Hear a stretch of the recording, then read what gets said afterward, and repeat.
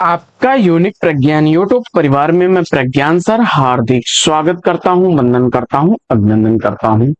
प्यारे साथियों, सुबह के 5 बज चुके हैं। जिस प्रश्नोत्तरी 50 का आप बेसब्री से करते हैं इंतजार, आपकी चहती प्रश्नोत्तरी 50 लेकर के आपके बीच उपस्थित हूँ। और जैसा कि आप जानते हैं, प्रश्नोत्तरी 50 का मुख्य उद्देश्य आपके अध्ययन का आपको रिवीजन कराना।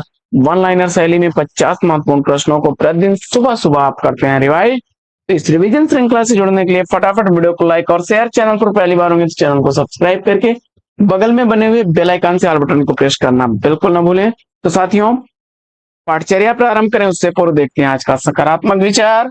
और आप जानते हैं कि करत करते अभ्यास ते जड़मति होत सुजान, रसरी आवत जाते सिल पर परत निशान।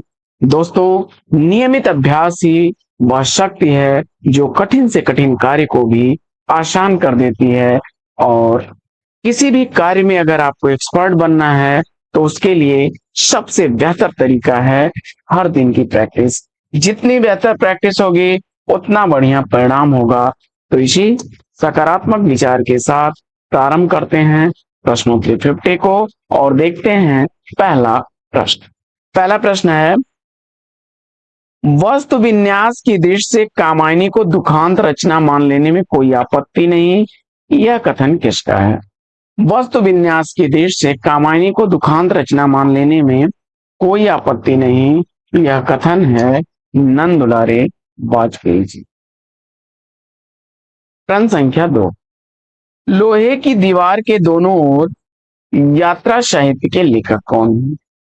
लोहे की दीवार के दोनों ओर यह यात्रा साहित्य लिखा गया है यशपाल द्वारा। प्रश्न संख्या 3, जिस प्रकार आत्मा की मुक्तावस्था ज्ञान दशा कहलाती है, उसी प्रकार हृदय की मुक्तावस्था रस दशा कहलाती है, किसका कथन है? जवाब हो जाएगा आचार्य रामचंद्र चौधरी का। प्रश्न संख्या 4 है कि औचित्य संप्रदाय के प्रवर्तक कौन है? औचित्य संप्रदाय का प्रवर्तक पूछा जा रहा है। जवाब में हमने आचार्य क्षेमेंद्र को चुना, तो सही जवाब।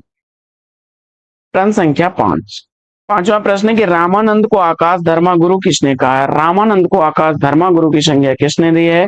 जवाब हो जाएगा आचार्य हजारी प्रसाद द्विवेदी जी ने। प्रश्न संख्या 6 है कि छायावाद को प्रकृति के बीच जीवन का उद्गीत किसने कहा है? छायावाद को प्रकृति के बीच जीवन का उद्गीत कहने वाली महादेवी वर्मा। प्रश्न संख्या 7, नामवर सिंह के अनुसार किस छायावादी कवि को छंदों का गुरु कहा जा सकता है? नामवर सिंह के अनुसार किस छायावादी कवि को छंदों का गुरु कहा जाता है? और जवाब हो जाएगा सूर्यकांत त्रिपाठी निराला। प्रश्न संख्या 8 है कि निर्मल वर्मा का प्रथम उपन्यास कौन सा है? निर्मल वर्मा का प्रथम उपन्यास पूछा जा रहा है। जवाब हो जाएगा वे दिन 1964 ईस्वी का। प्रश्न संख्या 9, छायावाद का पतन पुस्तक के लेखक कौन है? छायावाद का पतन पुस्तक किसके द्वारा लिखी गई है? जवाब हो जाएगा डॉक्टर देवराज।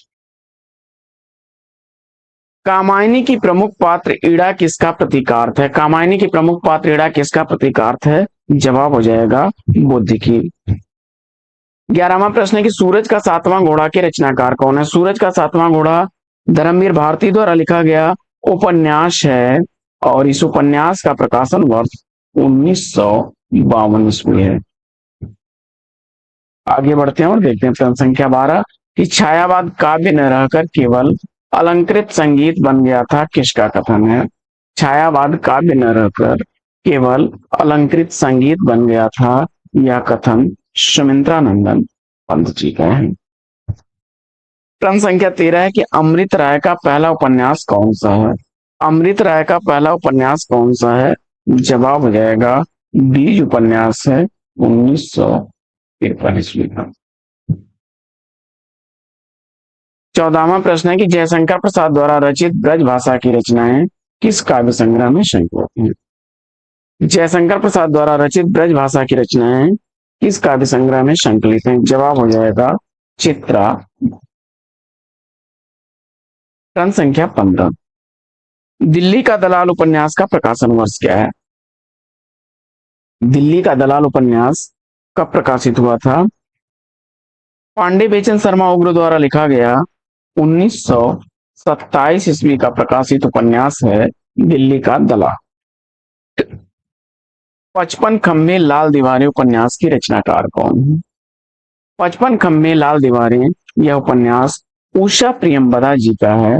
1961 ईस्वी का प्रकाशन हुआ। 17वां प्रश्न है कि कुछ चंदन की कुछ कपूर की के रचनाकार कौन है? कुछ चंदन की कुछ कपूर की यह रचना विष्णुकांत शास्त्री की है। प्रश्न संख्या 18 है कि सूरज चमके आधी रात यात्रा वृतांत के लेखक कौन है? सूरज चमके आधी रात यह यात्रा वृतांत हिमांशु जोशी जी का है। प्रश्न संख्या 19 है कि कामायनी एक पुनर्विचार आलोचना ग्रंथ के लेखक कौन है? कामायनी एक पुनर्विचार आलोचना ग्रंथ लिखा गया है गजानन माधव मुक्ति बोध द्वारा। 20वां प्रश्न है कि पुराने पंथ का पथिक किस कवि का उपनाम है? पुराने पंथ का पथिक मतीराम का उपनाम है।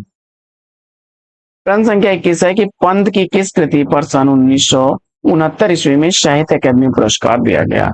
सुमिंद्रानंदन पंत की किस कृति पर उन्हें साहित्य अकादमी पुरस्कार से सम्मानित किया गया? जवाब हो जाएगा कला और बूढ़ा चांद के लिए 1969 ईस्वी में साहित्य अकादमी पुरस्कार से सम्मानित किया गया।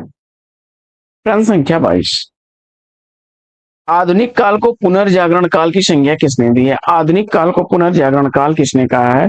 जवाब हो जाएगा डॉक्टर नगेंद्र ने।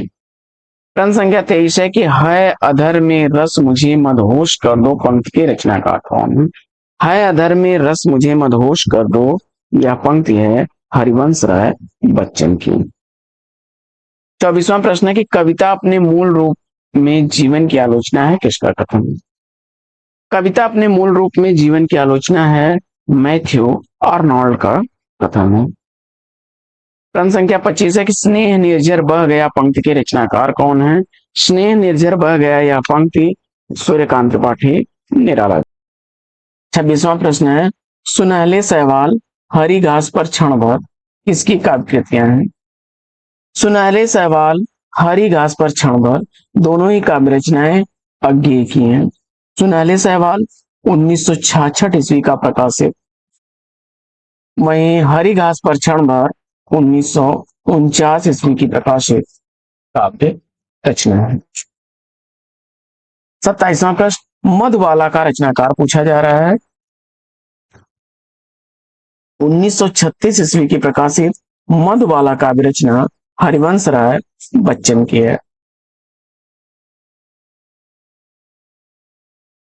कामायनी की श्रद्धा को विश्वास समन्वित रागात्मिक वृत्ति और ईड़ा को व्यवसायत्मिकता बुद्धि किस आलोचक ने माना है?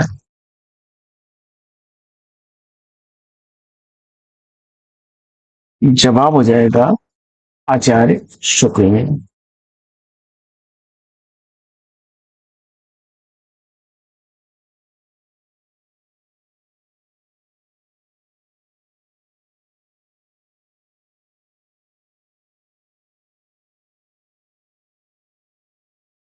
उनतीसवां प्रश्न है कि वीणा किस कवि की काव्य रचना है? वीणा सुमिंद्रानंदन पंत की रचना 1927 ईस्वी से रचना का प्रकाशन हुआ।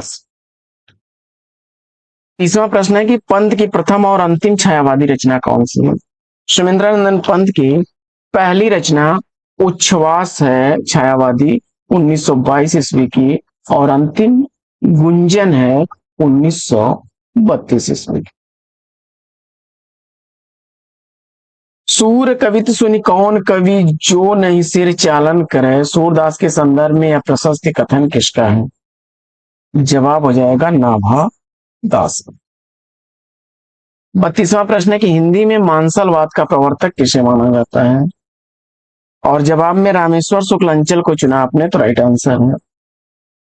33वां प्रश्न है कि कवित को हिंदी का जातीय छंद किसने कहा है? कवित को हिंदी का जातीय छंद सूर्यकांत त्रिपाठी निराला ने कहा है। द्रौपदी प्रबंध काव्य के लेखक कौन है? द्रौपदी प्रबंध काव्य नरेंद्र शर्मा का है, 1960 ईस्वी का प्रकाशन वर्ष है। जयद्रथ वध, जय भारत काव्यकृतियों के रचनाकार कौन है? जवाब हो जाएगा मैथिली शरण गुप्त। जयद्रथ वध 1910 ईस्वी की रचना, वहीं जय भारत 1952 ईस्वी की प्रकाशित काव्य रचना है। डॉक्टर नामवर सिंह की पुस्तक दूसरी परंपरा की खोज, यह पुस्तक जो है किस पर केंद्रित है? तो जवाब हो जाएगा आचार्य हजारी प्रसाद द्विवेदी पर केंद्रित यह पुस्तक है और 1982 ईस्वी इसका प्रकाशन। विचित्र विवाह काव्यकृति के रचनाकार कौन है? जवाब हो जाएगा रामचरित उपाध्याय। कामायनी का चिंता सर्ग सर्वप्रथम कब प्रकाशित हुआ? कामायनी का चिंता सर्ग सर्वप्रथम कब छपा था? तो सुधा पत्रिका के अक्टूबर अंक में 1928 ईस्वी में प्रकाशित हुआ था। तिलोत्तमा, चंद्रहास, अनग नाटकों के नाटककार कौन है? तिलोत्तमा, चंद्रहास और अनग नाटक लिखा गया है मैथिली शरण गुप्त द्वारा। प्रश्न संख्या 40 है कि वैयक्तिक कविता छायावाद के अनुजा और प्रगतिवाद की अग्रजा है, यह कथन किसका है?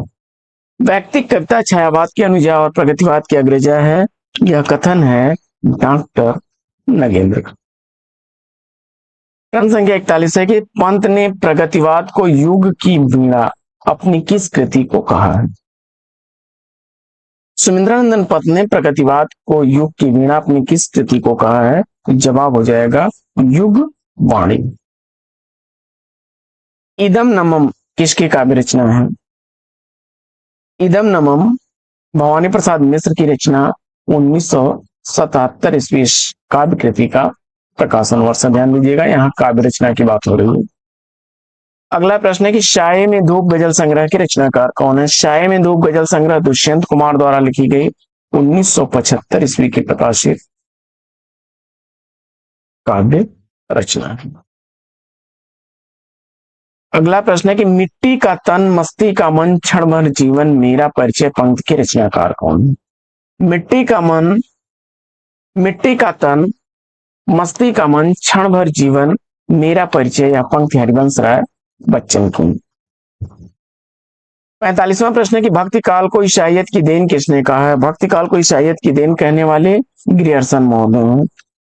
अगला प्रश्न है कि रामदरस मिश्र द्वारा लिखा गया फिर वही लोग किस कविता संग्रह में संकलित है? तो पक गई धूप 1969 ईस्वी की प्रकाशित रचना। साहित्य समाज का दर्पण है किस विद्वान का कथन है? साहित्य समाज का दर्पण है महावीर प्रसाद द्विवेदी जी का कथन। दुर्वादल, विषाद, आत्मोत्सर्ग का कृतियों के रचयिता कौन है? दुर्वादल, विषाद और आत्मोत्सर्ग सियाराम शरण गुप्त की काव्य रचना। दुर्वादल 1929 ईस्वी, विषाद 1929 ईस्वी और आत्मोत्सर्ग 1933 ईस्वी की प्रकाशित काव्य रचना। गवई गंध गुलाब ललित निबंध के रचनाकार कौन है? गवई गंध गुलाब यह ललित निबंध लिखा गया है विवेकी राय द्वारा 1980 ईस्वी का। अगला प्रश्न है कि प्रेम संगीत कृति का प्रकाशन वर्ष क्या है? तो प्रेम संगीत कृति भगवती चरण वर्मा द्वारा लिखी गई 1937 ईस्वी की प्रकाशित रचना है। तो साथियों, प्रश्नोत्तरी 50 लेगी यहीं पर विराम। वीडियो कैसा लगा कमेंट्स करके जरूर बताइए। लाइक नहीं किया तो लाइक, शेयर नहीं किया तो शेयर, चैनल पर पहली बार होंगे चैनल को सब्सक्राइब करना बिल्कुल ना भूलें। फिर मिलते हैं आपसे अगले वीडियो में एक नए प्रश्न, एक नए टॉपिक, एक नए अंदाज में। तब तक के लिए लेते हैं आपसे विदा। आपका जीवन मंगलमय हो, बेस्ट विशेष बेस्ट ऑफ लक। जय हिंद साथी।